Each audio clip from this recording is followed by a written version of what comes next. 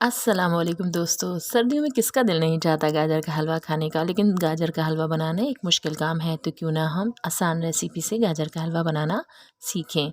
तो चलिए आइए रेसिपी शुरू करते हैं। बिस्मिल्लाहिर्रहमानिर्रहीम। सबसे पहले गाजरों को धोकर उन्हें चॉपर में चॉप कर लीजिए। उसके बाद एक बर्तन में 1.5 कप के करीब घी गर्म कीजिए और उसमें इलायचियाँ कड़कड़ा लीजिए। इन्हीं इलायचियों में चॉप की हुई गाजरें शामिल कीजिए और उसको भूनिए।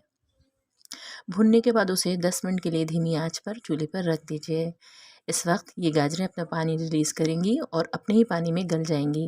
अब इसमें 1.5 कप के करीब चीनी शामिल कर लीजिए। जब आप चीनी शामिल करेंगे ना, तो एक शीरा सा बन जाएगा इसमें। उसी में आप इसको अच्छी तरह से भूनिए और देखिए इसमें दाना भी बरकरार है और यही हलवे के मज़े को बढ़ाएगा। अब इसमें तकरीबन 1.5 से 2 प्याली के करीब मैंने पाउडर का मिल्क डाला है।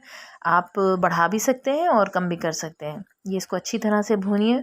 ये अपना ऑयल रिलीज़ करने लगेगा और इसी वक्त आपको देसी घी भी इसमें तकरीबन आधा कप के करीब मिलाना है। मेरे पास ये सर्दी की वजह से हार्ड हो रहा था, तो मैंने वही मिलाया है। इसके बाद जब ये अपना घी रिलीज़ करने लगे तो इसे डिश आउट कीजिए।